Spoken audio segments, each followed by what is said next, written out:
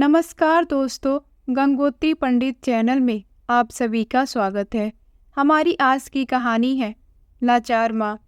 माँ, तुम अपना सामान पैक करो और अपनी चारों बेटियों के साथ निकल जाओ मेरे घर से। अब हम तुम्हें अपने घर में नहीं रख सकते हैं। बेटी की बात सुनकर बूढ़ी माँ, जिसकी चार चार बेटियां हैं, वह अस्तंभ रह गईं। आंखों में आंसू भरकर आरती जी कहती हैं, बेटा मैं कहाँ जाऊंगी चार चार बेटियों को लेकर।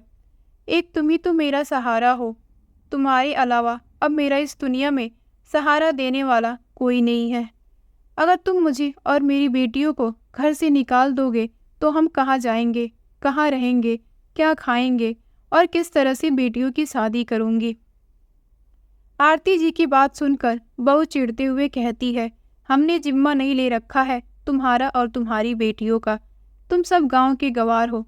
अपने पास रखकर मुझे कितनी बेइज्जती सहन करनी पड़ती है यह तो मैं जानती हूँ। अब नहीं सहूंगी। मैं बड़े समाज में रहती हूँ। मेरी सभी सहेलियाँ भी बड़े समाज की हैं। तुम लोगों की वजह से उन्हें अपने घर में नहीं बुला पाती हूँ। तुम लोगों को देखकर वह लोग मुझ पर हंसे, इसीलिए निकल जाओ मेरे घर से। अब मुझे आज़ाद होकर रहने दो। बेटा, तुम्हारा इतना बड़ा घर है, उसमें पीछे का एक कमरा मुझे दे दिया है। मैं तो वैसे भी तुम्हारे इतने बड़े घर में नहीं आती हूँ। मेरी बेटियां भी नहीं आती हैं। तुम लोग जैसे कहते हो हम वैसे ही रहते हैं, फिर भी हमें घर से निकाल रहे हो। पिताजी के जाने के बाद एक तुम ही तो हो अपनी बहनों का सहारा। और भूल गए क्या, पिताजी के मरते समय तुमने उन्हें क्या वादा किया था कि अपनी माँ का ख्याल रखोगे, बहनों की पढ़ाई करवाओगे और उनकी शादी भी करोगे।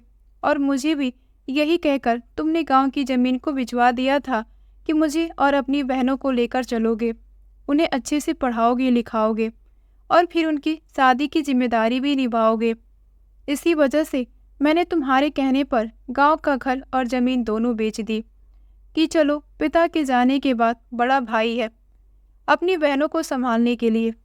लेकिन तुम अपनी सारी जिम्मेदारियों से पीछा छुड़ाना चाहते हो। अब तो हम गांव भी वापस नहीं जा पाएंगे, और गांव गए भी तो जाकर क्या करेंगे, ना तो घर बचा और ना ही जमीन। तभी बहू उनके कमरे से एक बैग में सारे कपड़े भरकर दरवाजे के बाहर फेंकते हुए कहती है, अमित, अब तुम्हारी माँ इस घर में एक दिन भी अपनी बेटियों के साथ रुकी तो समझ लेना मैं इस घर को छोड़कर अपने मायके चली जाऊंगी। मैंने तुमसे इसीलिए शादी नहीं की थी कि तुम्हारी चार चार बहनों को और बूढ़ी माँ को अपने साथ रखूं। अगर तुम्हें अपनी बहनों को और माँ को अपने साथ रखना है तो मैं चली अपने मायके और अपने पापा से कह दूंगी कि अपने दामाद की जगह बिजनेस पार्टनर किसी और को बना लो। यह बात सुनकर अमित घबरा जाता है और कहता है, नहीं नहीं प्रिया, ऐसे कैसे तुम मायके चली जाओगी। मैं तुम्हें कहीं नहीं जाने दूंगा। अगर तुम इस घर से चली जाओगी तो मेरा क्या होगा।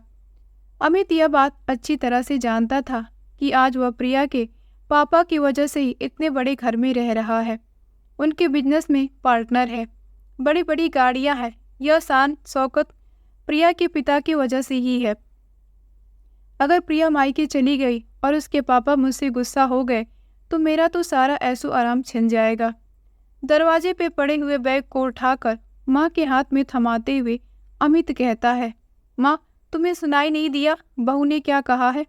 अभी भी घर की दहलीज पे खड़ी हो, निकल जाओ अपनी बेटियों को लेकर।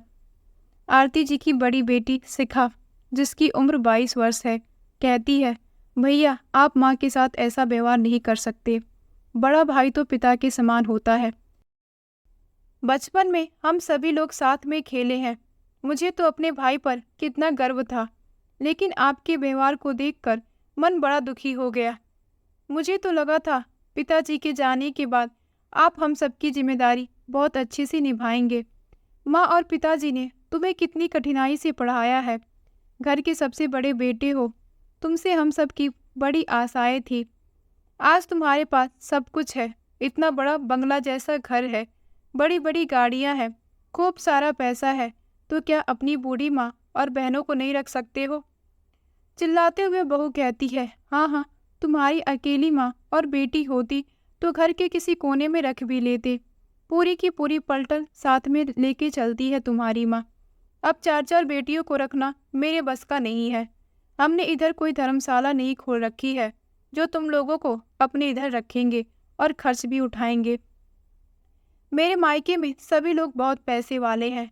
कभी कभार वह हम लोगों से मिलने आते हैं और तुम लोगों के बारे में पूछते हैं तो मुझे बताने में बड़ी ही शर्म आती है। कभी भी मैंने उन लोगों को यह नहीं बता पाया है कि तुम लोग हमारी ननद हो या यह बुढ़िया हमारी सास है, क्योंकि कहीं से भी तुम लोग हमारे बराबरी के नहीं लगते हो। इसीलिए अब तुम मेरे घर से निकल जाओ। यह घर मेरे पापा का दिया हुआ है। इसमें सिर्फ मेरा पति और मैं ही रह सकती हूँ। मेरे पिताजी का इतना बड़ा कारोबार है जिसके बारे में तुम लोग सोच भी नहीं सकते हो। दरअसल प्रिया को यही चिंता थी कि कहीं ऐसा ना हो कि उसका पति अमित अपनी माँ और बहन के प्यार की वजह से कहीं पिघल ना जाए और उनकी पढ़ाई लिखाई के खर्चे और शादी ब्याह के खर्चे उठाने के लिए तैयार हो जाए। इसीलिए प्रिया पहले यह योजना बना लेती है कि इन माँ बेटी को घर से निकलवाना ही बेहतर है, और यह सब करने के लिए वह अमित को भी धमकी देती रहती है कि अगर तुम मेरी बात नहीं मानोगे तो मैं तुम्हें अपने पापा के बिजनेस से निकलवा दूंगी। अमित को पैसा और शान शौकत बहुत ज़्यादा पसंद है। वह अपनी ज़िंदगी के ऐशो आराम के लिए माँ और बहन को छोड़ सकता है, लेकिन अपनी ज़िंदगी के ऐशो आराम को नहीं छोड़ सकता। थोड़ा बहुत अमित अपनी माँ की तरफ झुकता भी तो प्रिया अपनी पापा की धमकी देकर उसे अपनी तरफ कर लेती। प्रिया बहुत अच्छी तरह से जानती है अमित को ऐशो आराम की ज़िंदगी बहुत ज़्यादा पसंद है और अपनी बूढ़ी माँ और बहनों की वजह से वो अपना विलासितापूर्ण जीवन कभी नहीं छोड़ेगा। प्रिया कहती है, माँ जी अभी भी कुछ बचा है क्या? अपना सामान उठाओ और निकल जाओ मेरे घर से। भाभी अब आप एक शब्द भी मत बोलिएगा, बहुत बेइज्जती कर ली माँ की। अब कुछ कहा तो मुझसे बुरा कोई नहीं होगा। ओहो देखो तो सही तुम्हारी बहन की नखरी, घमंड तो ऐसा भरा है जैसे कहीं की महारानी हो। महारानी हूँ या नहीं, लेकिन आपकी फालतू की बातें अब नहीं सुनूंगी। जब तक आपके घर में रह रही थी मैंने और माँ ने बहुत कुछ सहन किया है। तुम्हारे घर के सारे काम भी हम चारों बहनें ही किया करती थी। मेरी छोटी बहन जिसका अभी बचपन भी नहीं गया, मात्र 13 साल की है, वह भी तुम्हारे पूरे घर की साफ सफाई करती थी। मैं पूरा रसोई संभाल ली थी। माँ तुम्हारे पूरे फूल पौधों में पानी देती थी, कुछ मुफ्त में नहीं रहती थी। तुम्हें अब अपने घर में इन्हीं कामों के लिए माली रखना पड़ेगा, सफाई वाला रखना पड़ेगा, तब जाके तुम्हें हमारी कीमत पता चलेगी। और भैया आप, तुम्हारी पत्नी तुम्हारी बहनों से और बूढ़ी माँ से इतने सारे काम करवाती थी, लेकिन तुम एक शब्द भी नहीं कहते थे। और वैसे भी साथ में रख कर आपने हमारी कौन सी इज्जत की है। इससे अच्छा हम इस घर से निकल कर बाहर ही रहेंगे। देख रहे हो अपनी बहन के तेवर, हाथ में एक पैसा नहीं है लेकिन अकड़ 7वें आसमान पे है। भाभी यह अकड़ नहीं बल्कि स्वाभिमान है। आरती जी बेटी को शांत करते हुए कहती है, बेटा शांत हो जाओ। शहर में आकर बेटा इतना बदल जाएगा इसकी कभी हमने उम्मीद नहीं की थी। यह तो बहू है लेकिन बेटा भी बदल गया है, तो इधर रहकर भी हम क्या करेंगे। ठीक है बेटा तुम्हारे घर से जा रहे हैं। जाते जाते आरती जी बहू से कहती हैं, बहू तुम्हें जिस पैसे और रुतबे का इतना घमंड है, एक दिन देखना मेरी बेटियां तुम्हारा घमंड तोड़ेंगी और वो भी कामयाबी के ऐसे मुकाम को छुएंगी जिसकी कभी तुमने उम्मीद भी नहीं की होगी। आरती जी की यह बात सुनकर बहू हंसने लगती है और कहती है, हाँ हाँ क्या आता है तुम्हारी बेटियों को झाड़ू पोछा करना, किसी के घर में जाकर यही कर सकती है, और तो उन्हें कुछ आता नहीं है। झाड़ू पोछा करके बर्तन धुल के अपना गुजारा करेंगी, मेरी बराबरी भी करने चली है। बहू हाथों में सामान पकड़ाकर आरती जी और उनकी बेटियों को घर से बाहर धक्का दे देती है और कहती है, पलटकर दोबारा मेरे घर में मत आना। आरती जी बेटा की तरफ बड़ी उम्मीद से देखती हैं। बेटा भी चुपचाप सर झुका के घर के अंदर चला जाता है। आरती जी और उनकी बेटी भी बहुत ज़्यादा दुखी है। सबसे ज़्यादा बेटे का मुख्य दर्शक बनकर सब कुछ देखते रहना दुखी करता है। बेटे का व्यवहार आरती जी को खाया जा रहा है, लेकिन क्या कर सकती हैं जब उसे अपनी माँ और बहनें दिखाई नहीं दे रही हैं। चारों बेटियों को लेकर सड़क के किनारे एक पेड़ के नीचे बैठी हुई है। तभी सबसे छोटी बेटी तृप्ति रोने लगती है और कहती है, माँ अब हम कहाँ जाएंगे, कहाँ रहेंगे? क्या इसी पेड़ के नीचे हमें रहना होगा? बेटी की बात सुनकर आरती जी चारों बेटियों को गले लगा लेती है और हिम्मत देते हुए कहती है, नहीं बेटा, एक दिन हमारा अपना भी घर होगा। हम भी अपने घर में शान से रहेंगे। सारी सुख सुविधाएं होंगी, कोई कमी नहीं होगी हमारे पास। बस कुछ दिनों की परेशानी है, हमें इसे पार करना है और सुख दुख सबकी जिंदगी में चलता रहता है। अभी हमारा समय अच्छा नहीं चल रहा है, भगवान परीक्षा ले रहे हैं। तभी तो 6 महीने पहले तुम्हारे पिताजी हमें छोड़कर चले गए और अब तुम्हारे भाई ने भी हमें छोड़ दिया है। लेकिन यह समय भी बीत जाएगा, एक दिन देखना हमारा समय आएगा। इस तरह से अपनी बेटी को आरती जी हिम्मत देती है। आरती जी की हिम्मत की वजह से उनकी बड़ी बेटी शिखा भी बड़ी हिम्मत वाली है। शाम होते होते सबको भूख लगने लगी। माँ, इधर आसपास मुझे कुछ नहीं दिख रहा है। जब से भैया के पास शहर में आए हैं, भैया कहीं हमें लेकर भी नहीं गए जिससे शहर कुछ जाना पहचाना हो। पास में ही किसी मंदिर की घंटी की आवाज़ आ रही है, चलो उधर ही चलते हैं, हो सकता है उधर हमें कुछ खाने को मिल जाए। आरती जी अपनी बेटियों को लेकर मंदिर की तरह चल पड़ती हैं। देखा तो मंदिर में भगवान की दया से भंडारा हो रहा था। आरती जी बेटियों के साथ भंडारे का भोजन करती है और भगवान का लाख लाख धन्यवाद करती है कि आज तो मुझे तुम्हारी सत्ता पे भरोसा हो गया। तुम किसी को भी भूखे नहीं सोने दे सकते। 1-2 दिन आरती जी और उनकी बेटियों का मंदिर में ही बाहर का प्रसाद खाकर निकल जाता है। लेकिन फिर वो अपनी बेटियों से कहती हैं कि बेटा, हम इस तरह से ज़्यादा दिन तक नहीं रह सकते हैं, हमें कुछ करना पड़ेगा, अपने लिए काम ढूंढना पड़ेगा, तभी हम पैसा कमा पाएंगे और अपने लिए एक छत ले पाएंगे और मेहनत से ही 2 वक्त का खाना खा पाएंगे। लेकिन माँ, हमारे हाथ में तो एक पैसा नहीं है और बिना पैसे के हम कुछ भी नहीं कर पाएंगे। अपने कानों के छोटे छोटे कुंडल को उतारते हुए शिखा के हाथ में देकर आरती जी कहती हैं, बेटा, हम इन सोने के कुंडल को बेच देंगे।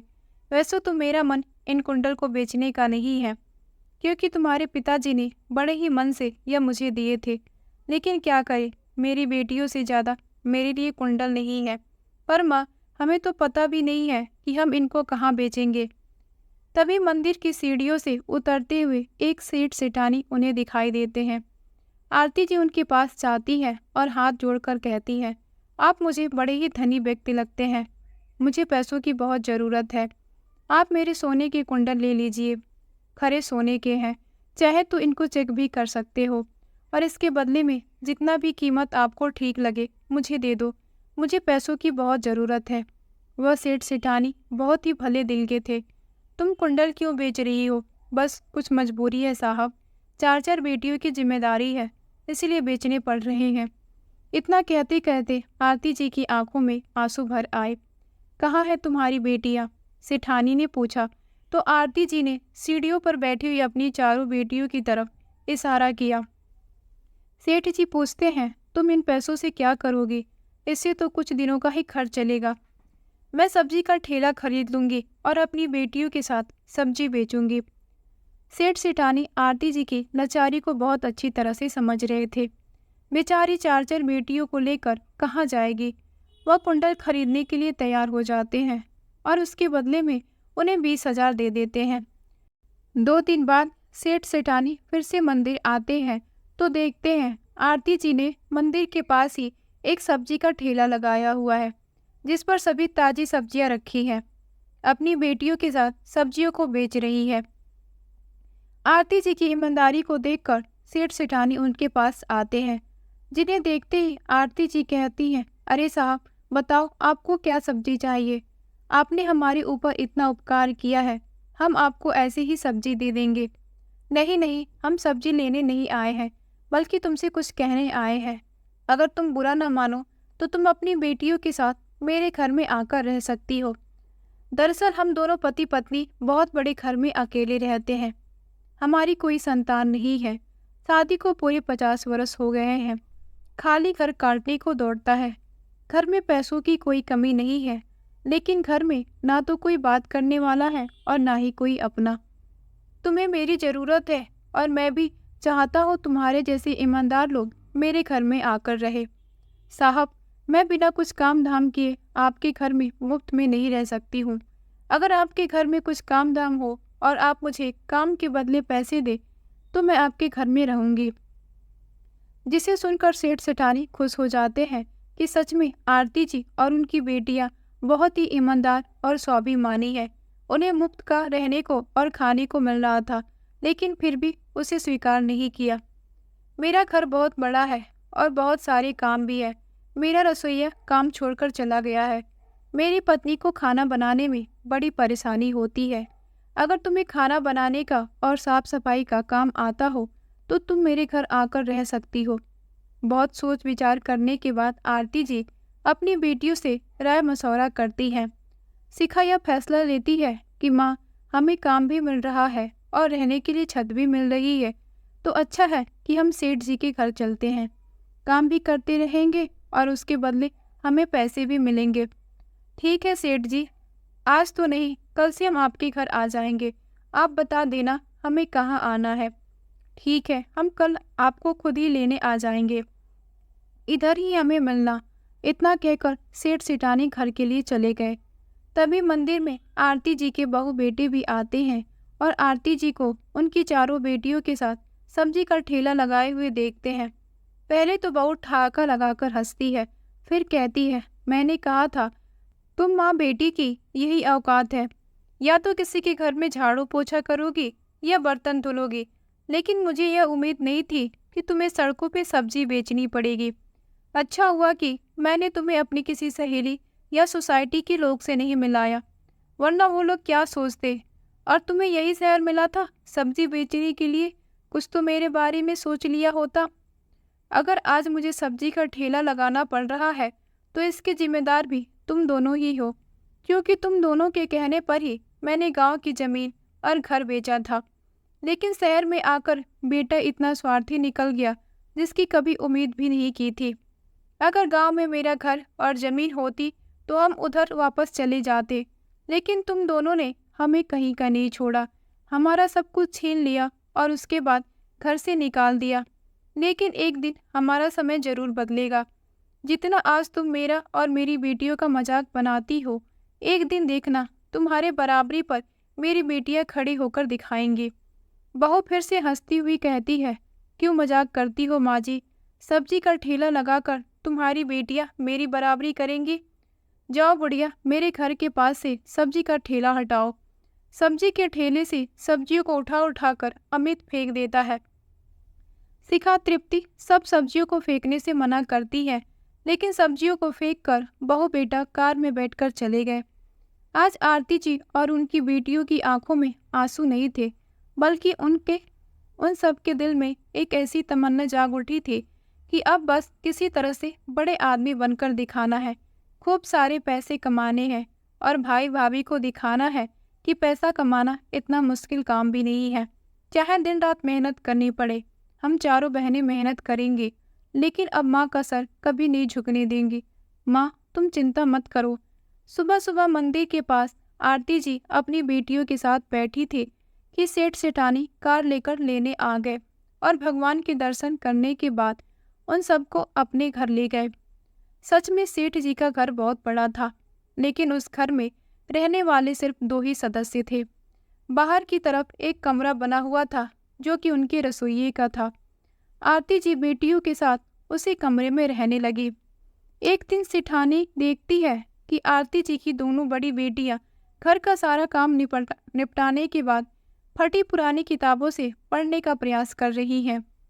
क्या पढ़ रही हो बेटी? कुछ नहीं मैडम जी, यह मेरी पुरानी किताबें हैं। पढ़ने का बहुत शौक है, लेकिन पढ़ाई बीच में ही छूट गई, इसलिए अपनी पुरानी किताबों को पढ़कर मन बहला लेती हूँ। क्या तुम्हें पढ़ने का शौक है? तुमने पहले क्यों नहीं बताया? कल ही हम तुम्हारा किसी अच्छे कॉलेज में दाखिला करवा देते हैं। तुम्हारा ही क्यों, तुम चारों बहनों का कॉलेज और स्कूल में दाखिला करवा देंगे। आराम से पढ़ाई करना। सेठानी की बात सुनकर चारों बेटियों की आंखों में खुशी की चमक दौड़ गई। पढ़ाई की बात आने पर एक बार भी उनकी बेटियां मना नहीं करती हैं। घर के सारे काम धंधा करने के बाद आरती जी की चारों बेटियां मन लगाकर पढ़ाई करती। शिखा को एलएलबी करने का सपना था और वह जल्दी ही अपने सपने को पूरा कर लेती है। दूसरी नंबर की बेटी तृप्ति पढ़ाई में बहुत ही होशियार थी। वह भी पुलिस विभाग में एक अफसर बन जाती है। तीसरे नंबर की बेटी को पढ़ाई में ज़्यादा दिलचस्पी नहीं थी, इसीलिए वह कहती है कि उसे अपना बिजनेस करना है। वह एक छोटा सा बुटीक का बिजनेस शुरू करती है और धीरे धीरे उसका बिजनेस बहुत बढ़ता चला जाता है। खूब मुनाफा होता है और छोटी बेटी यूपीएससी की तैयारी कर रही है। इसी तरह करते करते पूरे 6 साल बीत गए। दूसरी तरफ इन 6 सालों में अमित और प्रिया की जिंदगी में बहुत कुछ बदल गया था। प्रिया के पिताजी, जिसके बिजनेस में अमित पार्टनर था, उनकी हार्ट अटैक की वजह से मृत्यु हो गई। सारा बिजनेस का भार अमित के कंधों पे आ गया था। अमित बिजनेस में पार्टनर जरूर था, लेकिन उसे बिजनेस को चलाने की बारीकियां पता नहीं थी और ना ही उसने कभी उन्हें सीखने की कोशिश की।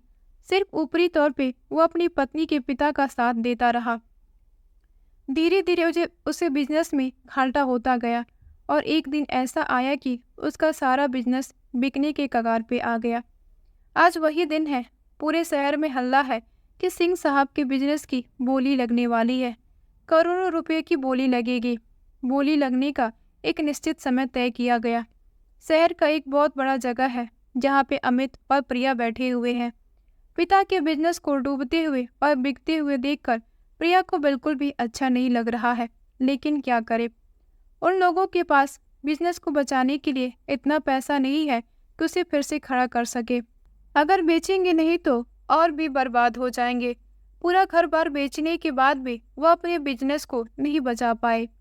बिजनेस को बचाने के चक्कर में प्रिया और अमित को अपना घर भी बेचना पड़ा। सारे जेवर बेच दिए, लेकिन फिर भी बिजनेस को नहीं बचा पाए। अंत में एक छोटा सा कमरा लेकर उसमें दोनों रह रहे हैं।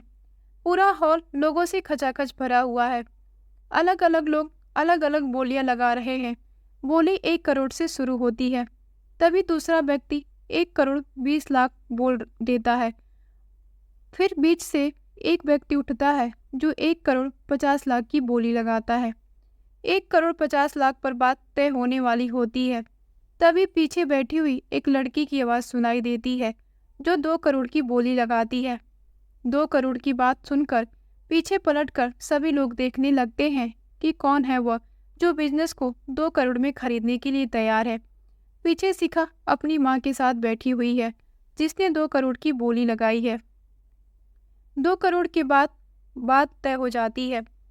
बाद में स्टेज पर फॉर्मेलिटी पूरा करने के लिए लड़की को बुलाया जाता है।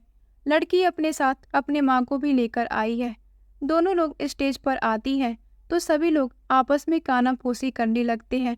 अरे, यह तो हमारे शहर की बहुत बड़ी वकील शिखा है और साथ में उसकी माँ आरती जी है। यह सुनकर अमित और प्रिया दोनों को गौर से देखते हैं क्योंकि दोनों के चेहरे की रंगत बदल गई। माँ जब उसके पास रहती थी तो एकदम से दुबली पतली थी, सूती सी साड़ी पहने रहती थी, लेकिन आज उन्होंने सिल्क की महंगी साड़ी पहनी हुई है। बेटी ने माँ को स्टेज पे देखा। गले में एक बड़ी मोटी सी चैन, सोने की चैन पहनी है। हाथ में घड़ी बंधी है। पास में ही सफ़ेद रंग का सलवार सूट पहने उसकी बहन शिखा खड़ी है, जिसे देखकर बहू बेटों के होश उड़ गए। यह कैसे हो सकता है? अमित के हाथ पर चीटी काटते हुए प्रिया कहती है, कहीं मैं कोई सपना तो नहीं देख रही हूँ? क्या वह वही बुढ़िया है जिसे मैंने घर से धक्के मारकर निकाला था, या कोई और है? अरे, यह तो मेरी माँ और बहन शिखा है जिसने हमारा डूबता हुआ बिजनेस खरीदा है। दोनों के चेहरे पीले पड़ गए। तभी स्टेज पर अमित को बुलाया जाता है। सामने अपने बेटे बहू को देखकर आरती जी और उनकी बेटी भी चौंक जाती है। थोड़ी ही देर में सारी फॉर्मेलिटी पूरा करने के बाद अमित के बिजनेस के सारे कागजात शिखा को दे दिया जाता है। तभी शिखा का ड्राइवर आता है और कहता है, मैम साहब, चलिए, बाहर कार खड़ी हुई है, हम आपका ही प्रतीक्षा कर रहे हैं। शहर के सबसे बड़े डॉक्टर का केस आपके पास आया है, वह सभी भी आपका प्रतीक्षा कर रहे हैं, जल्दी चलिए। फॉर्मेलिटी पूरा करने के बाद शिखा माँ का हाथ पकड़कर कार के पास ले जाने लगती है। आरती जी और उनकी बेटी के पास इतना सारा पैसा और रुतबा देखकर प्रिया के होश उड़ गए। सब्जी का ठेला लगाने वाली बुढ़िया इतना आगे बढ़ गई, उसे विश्वास नहीं हो रहा था। लेकिन आज आंखों के सामने जो देखा वह भी सच है। तभी बहू कहती है, अब तुम खड़े खड़े मेरा मुंह क्या ताक रहे हो? तुम्हारी माँ बहन के पास इतना सारा पैसा है, जाओ मेरे पिताजी के डूबते हुए बिजनेस को बचाने के लिए उनके आगे हाथ पैर जोड़ो, गिड़गिड़ाओ, पैसा मांगो और मेरे पिताजी के बिजनेस को फिर से उठाओ। मैं ऐसा कैसे कर सकता हूँ प्रिया? बहुत साल पहले उन्हें घर से धक्के मारकर निकाल दिया था। अब किस मुंह से उनके पास जाऊं? क्यों, आज तुम्हारी माँ के पास इतना पैसा है तो क्या अपने बेटे की मदद नहीं करेगी? तुम उनके बेटे हो, जब तुम्हें रोता गिड़गिड़ाता हुआ देखेगी तो जरूर तुम्हारी मदद करेगी। उनका दिल पिघल जाएगा। भागे भागे बहू बेटा उनके पास आते हैं और कहते हैं, माँ मुझे माफ कर दो, मैंने आपके साथ अच्छा नहीं किया। मगरमच्छ की आंसू बहाते हुए प्रिया भी कहती है, माँ जी माफ कर दो अपने बेटे को, देखो कितना परेशान है। भाभी की बात सुनकर शिखा को बहुत ज्यादा गुस्सा आ जाता है। कहती है, अच्छा भाभी, जब आप लोगों ने हमें घर से धक्के मारकर निकाला था तब हम भी परेशान थे। आप लोगों ने हमारी मदद नहीं की थी तो आज हमसे अपनी मदद की उम्मीद कैसे कर सकते हो? और भाभी, तुम्हें तो अपने पैसों का बहुत घमंड था। आज कहाँ गया तुम्हारा पैसा और घमंड? जहाँ मुझसे बात करना तक भी तुम्हें गंवारा नहीं था, आज मेरे सामने हाथ जोड़कर पैसे के लिए गिड़गिड़ा रही हो। तभी आरती जी बेटे के गाल पर एक थप्पड़ लगाती हुई कहती है, क्यों बेटा, तुम्हारे घर से जाते वक्त मैंने कहा था ना कि समय किसी का एक जैसे नहीं रहता। मैंने कहा था ना कि एक दिन मेरी बेटियां तुम्हारे बराबरी में खड़ी होकर दिखाएंगी। और आज देखो, मेरी बेटियां तुमसे बहुत आगे निकल गई हैं। तुम्हें अपने पैसों का और अपने रुतबे का बहुत ज़्यादा घमंड था, तो देखो पूरे शहर में मेरी बेटियों के चर्चे हैं। सभी लोग गर्व के साथ यह बताते हैं कि वह देखो आरती जी, जिनकी 4 बेटियां हैं। बड़ी बेटी शहर के सबसे बड़ी वकील है, दूसरे नंबर की बेटी पुलिस अफसर है और तीसरे नंबर की बेटी तृप्ति का शहर में कपड़ों का बहुत बड़ा बिजनेस है। और चौथे नंबर की बेटी का तो आज ही यूपीएससी का रिजल्ट आया है, पास हो गई है, अब वो भी पुलिस अफसर बन जाएगी। जब लोग मेरे बारे में इस तरह की बातें करते हैं तो गर्व से मेरा सीना चौड़ा हो जाता है। मेरी बेटियां मेरी शान है। क्या सुनकर प्रिया आग बबूला हो जाती है। मन में सोचती है, मैं तो समझ रही थी कि इसकी एक ही बेटी वकील बनी है, बाकी तो वैसे ही होंगी, लेकिन इसकी 4 बेटियां पढ़ लिखकर बड़ी बड़ी अफसर बन गई हैं। जलन की मारे प्रिया जली गुड़ी जाती है। अमित कहता है, माँ अगर वह आपकी 4 बेटियां हैं तो मैं भी तो आपका बेटा हूँ। आज आपके बेटे को आपकी ज़रूरत है तो क्या मदद नहीं करोगी? कैसी मदद? कौन सी मदद? तुम्हारे जैसे बेटे होने से तो अच्छा है कि मुझे एक और बेटी होती तो भला होता। मुझे नहीं चाहिए तुम्हारे जैसे स्वार्थी और लालची बेटा, जिसे पैसों के आगे कुछ नहीं दिखाई देता है, ना तो अपनी माँ और ना ही अपनी बहनें, सिर्फ अपनी पत्नी के कहने पर चलता है। तुमने कभी अपने बेटे होने का फर्ज नहीं निभाया और मुझे फर्ज का ज्ञान दे रहे हो। मैंने तुम्हारे लिए क्या क्या किया है, इसकी लिस्ट अगर निकाल कर दे दूं तो गिनतियां करते रह जाओगे। इसीलिए हट जाओ मेरे रास्ते से। जिस माँ का सब्जियां बेचना भी तुम्हें गंवारा नहीं था, कभी यह चिंता नहीं की कि माँ को घर से निकाल दिया तो क्या खाएगी, बाहर अनजान शहर में कैसे रहेगी। इसलिए मुझसे अब किसी तरह की उम्मीद मत रखना। और बहू, ध्यान रखना, कभी भी पैसों का घमंड मत करना, क्योंकि घमंड किसी का नहीं चलता। पैसा तो हाथ का मैल है, आज है कल नहीं।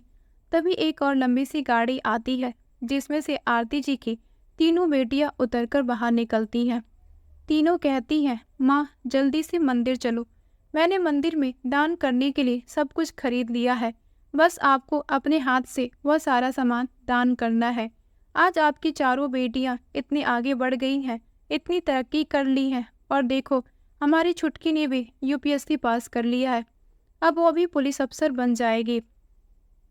आरती जी सलाम देकर अपनी छोटी बेटी के गले लग जाती है। इधर सास और ननद के ठाठ को देखकर प्रिया के पसीने छूट रहे हैं। उस दिन तो मैं घमंड कर रही थी जिस दिन हमने इन 5 को घर से निकाल दिया था, और आज देखो सभी कितने बड़े बड़े पदों पे प्रतिष्ठित हो गई हैं और मैं सड़क पे आ गई हूँ। आरती जी चारों बेटियों के साथ कार में बैठकर मंदिर के लिए निकल पड़ती है। बेटा बहू की तरफ वे पलटकर भी नहीं देखती हैं। आरती जी की चारों बेटियों ने मिलकर शहर में एक बहुत बड़ा घर खरीद लिया है, जहाँ पर अब वो रहती है और अपने साथ मदद करने वाले सेठ सेठानी को भी रखती है, क्योंकि उन लोगों ने आरती जी और उनकी बेटियों के साथ जो किया है, इतना तो अपने भी नहीं करते हैं। बहुत सारी एहसान थे उन लोगों के, इसीलिए बुढ़ापे में उन्हें अकेला छोड़ना आरती जी ने अच्छा नहीं समझा। अपने घर ले आई और उनकी ठीक ठाक से देखभाल करती है। तो दोस्तों, हमारी आज की कहानी कैसी लगी कमेंट करके ज़रूर बताइएगा। कहानी पसंद आई हो तो वीडियो को लाइक करें और चैनल को सब्सक्राइब करना ना भूलें। मिलते हैं एक नई कहानी के साथ। आप सभी का बहुत बहुत धन्यवाद।